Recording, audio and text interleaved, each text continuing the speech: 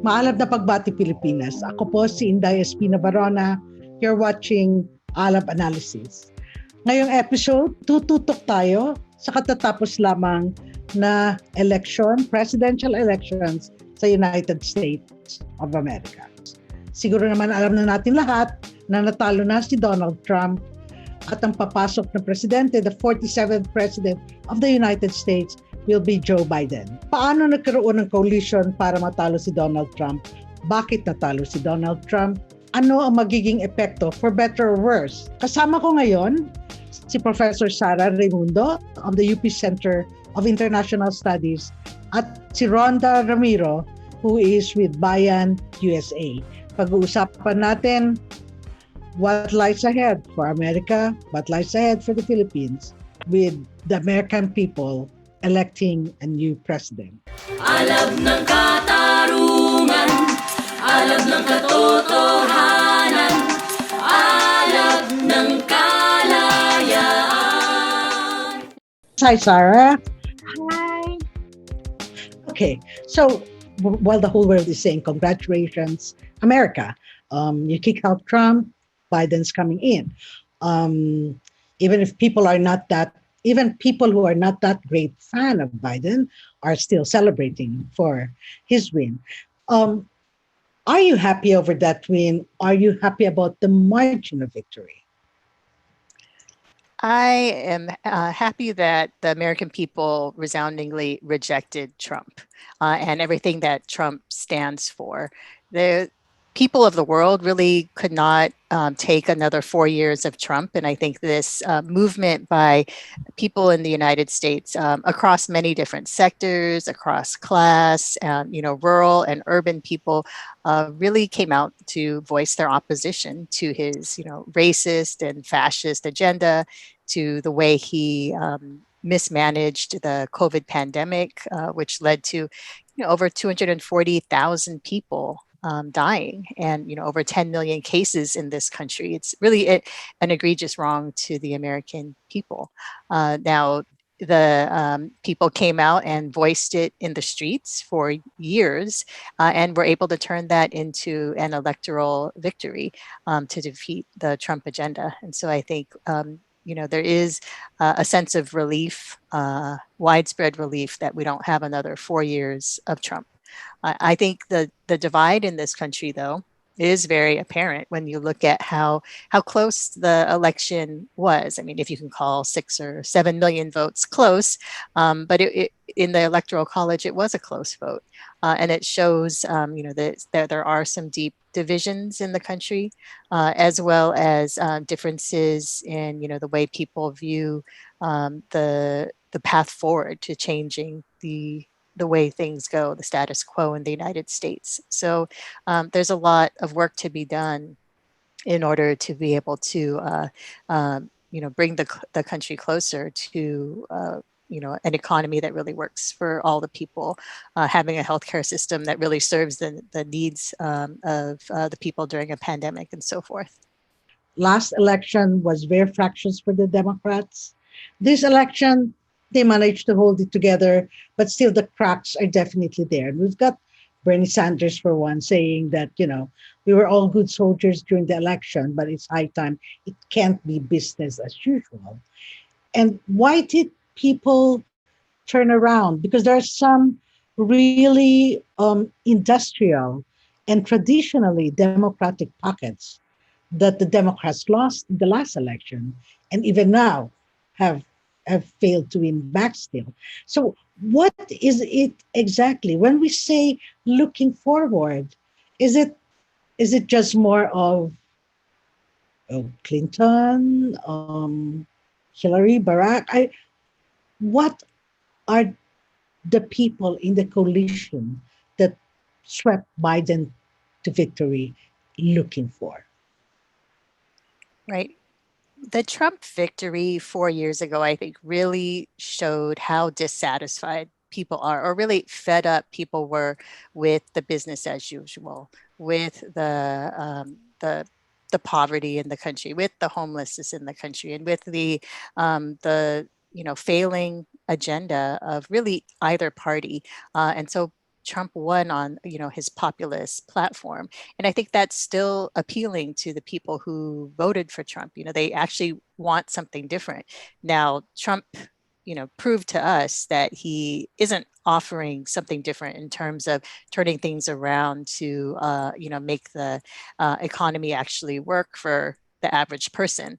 But Joe Biden, needs to be, his feet need to be held to the fire by this coalition of people who came together to say, we do want change. We do want our wages to be, sustainable. We want actual jobs that'll, be provide wages that feed our families. We would like a healthcare system for all, not just for the people who can afford it, and that is the way forward. The people who came out to say they needed something different, they wanted something different and were demanding it, whether it was in the streets or at the polls, they're the ones that'll continue to have to, push for that agenda and push whatever party, has the majority in Congress and whatever party the, president, so the Democrats and Biden in this case, but 4 years later, whoever it is, it will be, the people who mobilized in such great numbers for change who will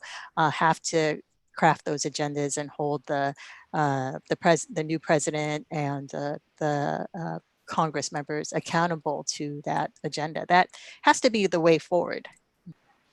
Okay. What does Biden's ascension represent for the Philippines? Will it change anything? Or Well, will it change some but not others? historically, they're really the Philippine society has not really experienced significant, difference in terms of treatment coming from American presidents, whether they're Republicans or Democrats.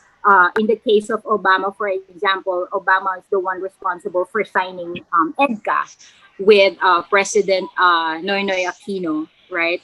But I think what it signals is that, or what it should signal for many Filipinos, would be that the movement in the United States, the Black Lives Matter, and all the different movements like the Palestinians, the grassroots movements, and the left have really been successful in terms of opposing and exposing not only Trump as a president, but the crisis of capitalism as well, which the United States or the White House has been defending for so long a time. So I think the Biden win is inspiring, not because of Biden, right? But it's inspiring because we have seen how the most oppressed, the most exploited in the U.S. not only after the death of George Floyd. I'm talking of the people who have really who's on their backbones the American economy is built upon. They're really organized and mobilized people, and I think and this is what really this explains why most people were convinced that they can't go with Trump anymore, and that even if they go with Biden, I don't think the progressives, or even say, for example, those who voted for Biden, believe that their lives will really change with Biden, but they just needed some space to breathe. And I think that space was provided by the organizers, Black, Latino, Filipino, Palestinian, Latin American organizers, and they've been working for since Trump won, when he won, and they've been working so hard organizing across various lines of oppressions, and this is the result. So I think it's quite inspiring because here we're looking at a confluence of various grassroots organizations gaining ground for opposing and exposing the crisis of racial capitalism in America. Magbabalik tayo mamaya para sa masaya, masiglang usapan tungkol sa dumaan na US elections. Ngayon naman, punta natin ang masa on the street, tinanong natin ang mga taong nakakasalubong natin sa mga lansangan. Ito rin ang tanong natin, anong tingin nyo ang epekto ng pagkatalo ni Trump sa ating bansa? Panoorin natin ang sagot.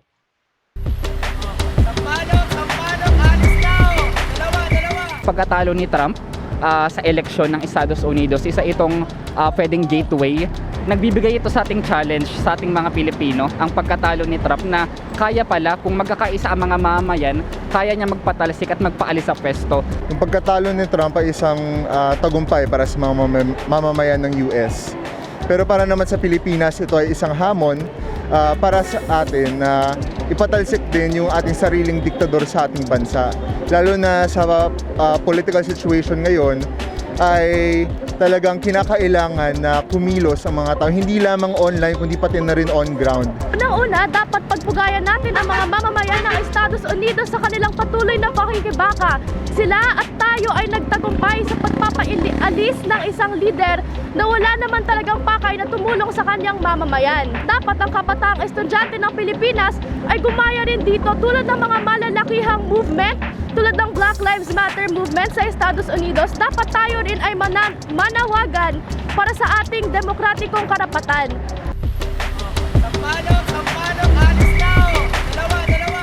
Okay, we're back with, yes, there are many onerous agreements between the US and the Philippines, but there's also the fact that China has been, throwing its weight around in the region.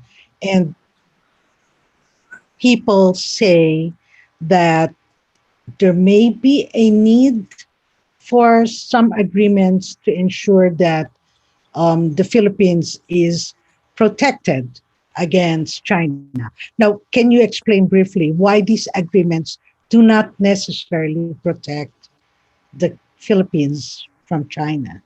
And it's basically, it leaves us open still. Yeah, after all these years, these agreements have never benefited the Philippines and have never protected the Philippines from incursions by China.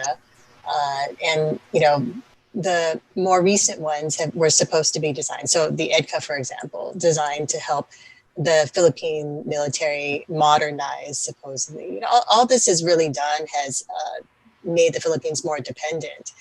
And then when you look at the outside of the agreements, the way the U.S. has been posturing against China more aggressively recently, but aggressively throughout the past several decades, really,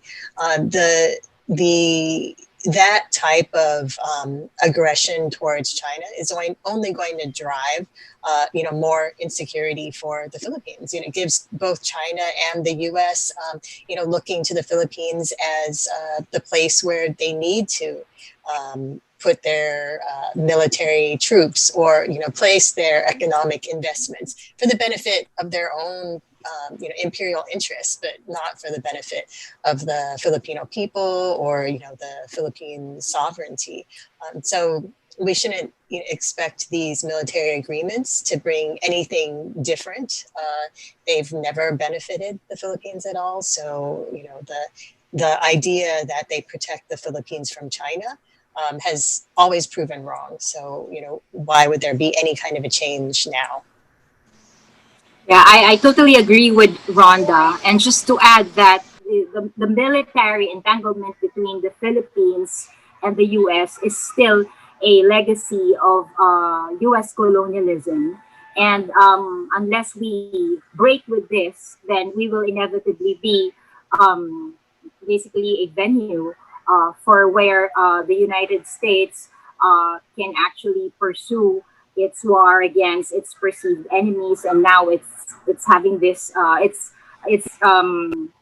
aggressively pursuing its so-called new Cold War against China, and which has made us very vulnerable because we've also been experiencing Chinese aggression. So we're really facing two aggressors which are being presented by certain political formations here in the country as saviors. And this is really something for the Philippine movement here and in the United States to really look into and find points where we can really establish solid international solidarity organizing.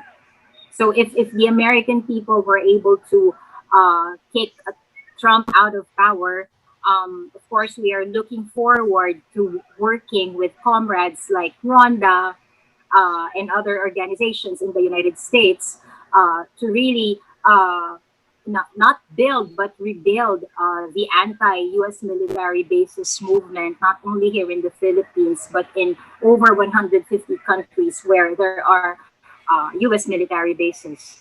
The coalition that voted Biden in, that organized for Biden, this was composed of very many groups that were as angry with each other sometimes as they were angry with Trump. Okay, what made it work? Exactly, how did they make it work? There was unity against Trump. I think that is very clear, and there had to be that very clear shared objective of getting Trump out of office. Now, the real work will happen once Trump is gone. You know, he's not conceding yet, and so, like you said earlier, there is already some infighting and attacking each other, but if the majority of the grassroots people in this country want sustainable jobs, they want jobs that provide livable wages and are sustainable, and the whatever kind of coalition there is, if it would like to actually see those kinds of changes, are going to have to continue to organize and listen to the working people of the country and build on the victory that they just had with defeating Trump in order to see those kinds of changes happen. Well said, Rhonda. Sarah, obviously they managed to cobble together a coalition that won in the US. Are we ever going to have that? And what do you think is needed to even come near that? Well, like Rhonda said, I think it's very important to agree on a very narrow target, on the narrowest target that was Trump, right? I think in the US, what really worked is that for every state, they had some kind of different alliances, because of how the United States is really organized, right? So, for example, I'm part of People's Strike, which is US based, but it's for example, like it includes people from different parts of the world, right? But it was built when it was launched in May, and one of its biggest projects was this, the election. But it's also been calling for mutual aid. It also includes food sovereignty, cooperative economics, people's assemblies, community production, democratization of the economy, the call to free the land, and the general strike. So these themes, it's appealing to different sectors or across sectors. So I think one of the most important, it's a formula that we can use. You have to have the narrowest target, but you have to also build aspirations around this particular vision. If we want Duterte out, there has to be a vision beyond his ouster. And, what would be those goals? I think it will be important to come up with those objectives that people can actually connect with, and just basically convince themselves that we could work with each other, one issue at a time, one enemy at a time. Okay, that sounds hopeful. We'll see if we can manage it in this country. Sarah, last question. What can you say to Filipinos who now moan and say, sana all, sana may ganyang panalo rin dito? Magtatagumpay tayo. Ano yung top 3 tasks na dapat para sa tagumpay na yan? 3 tasks. First, we have to historicize. We have won. We have ousted presidents, 2 presidents, right? We just need to learn from that history. And I think we are in a worse situation than we were during the time of Marcos, far worse than we were during the time of Arab. So this is not even a matter of choice. I mean, it's senseless what's going on in the Philippines. We cannot survive with the Duterte regime. It's no longer possible for us to survive as people. So we have no choice about it. So let's learn from history. They've done that before. And then number 2, let's keep an open mind. Listen to each other.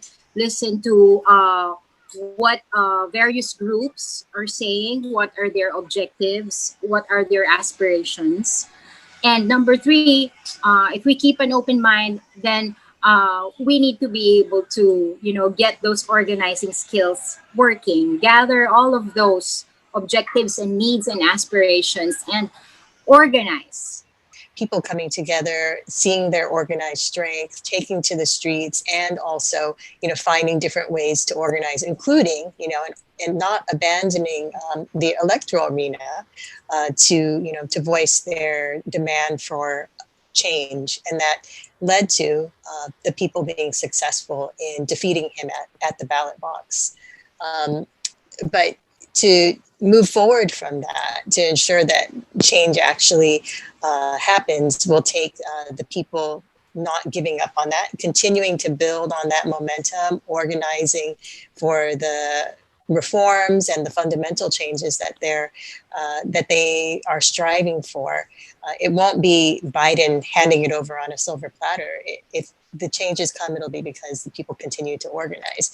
And so, I think actually a lot of people in the United States have looked to the Philippines for inspiration around what has been accomplished when you do have organized people demanding something different. And so, it's that kind of continued organizing that will lead to the changes and will lead to hopefully an end to the Duterte regime, maybe even before 2022. Thank you, Rhonda. Thank you, Sarah. Thank you. Good luck to the US. Likewise, the Philippines. Sumatatan. Nasa iba yung dagat man, malaki ang epekto ng katatapos lamang ng US elections sa global stage at sa Pilipinas. Primary dahil mahigpit rin, matagal na mahigpit ang hawak o ang ties ng Estados Unidos sa Pilipinas, sa ekonomiya, sa security, sa kultura. Dito naman sa bansa, marami ang nagsasabi na pwedeng maging leksyon ang pagkatalo ni Trump. Pero klaruhin lang natin, hindi nakasalalay sa ibang bansa, hindi nakasalalay sa ating mga kaalyado sa ibang bansa ang ating buhay dito. If we don't get our act together here, we cannot expect our friends abroad to do the hard work for us. Ang sabi nga, nagawa na natin to dati eh. Nagtagumpay na tayo dati sa mga banyaga, sa mga pang-aliping, mga lokal na mga liderato. If we did that before, we can do it again. I think it's time for us to regain our sense of confidence. Pilipinas, sana mangyari ito sooner rather than later. Ito po si Inday Espina Varona. You just listen to Alab Analysis. Let's see each other for the next episode.